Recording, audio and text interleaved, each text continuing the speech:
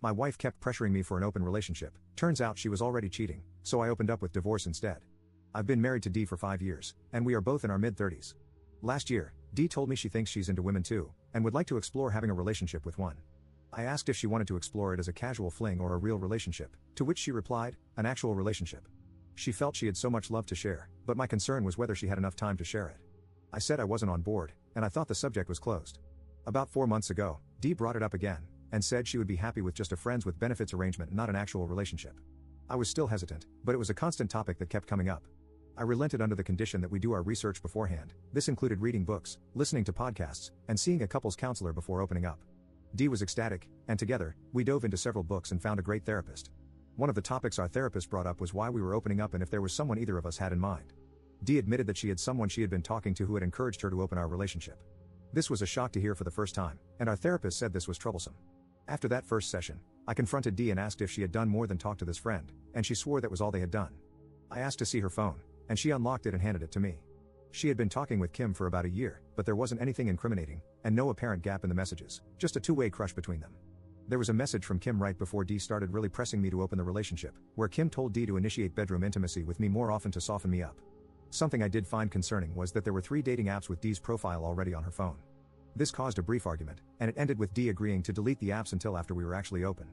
3 months passed, and we were getting closer to opening up, with Dee acting like it was Christmas time.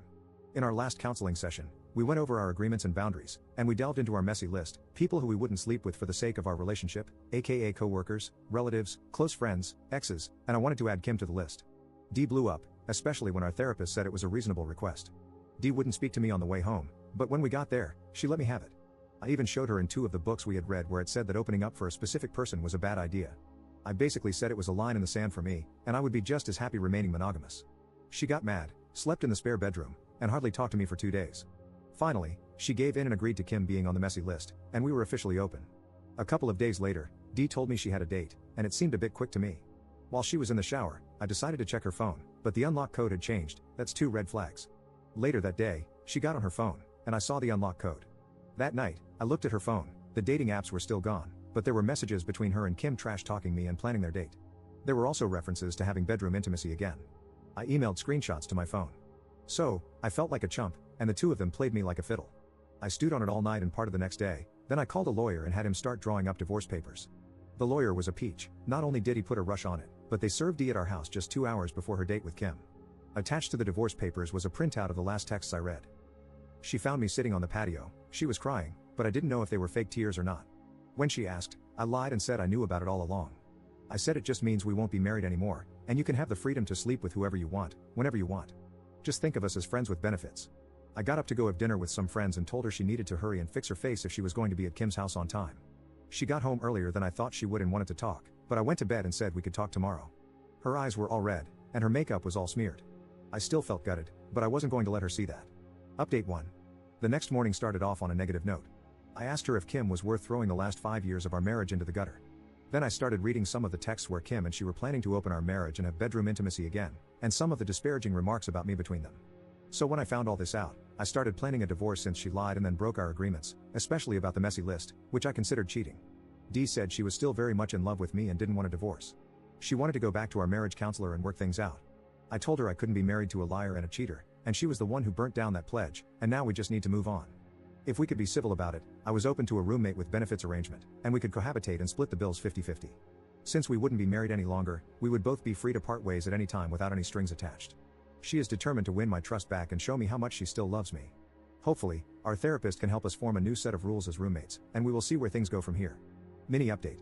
I hear what all the comments are saying, but at this point, I can't legally just kick her out. However, I have got our finances separated, all the credit cards cancelled, and half of the money has been moved to a separate account. I told Dee she could stay on my insurance until the first of the year.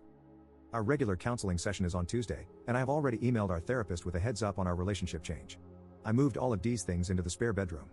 The last couple of days, I've been love spammed. Dee wants to pump the brakes now on the open relationship and put the divorce on hold.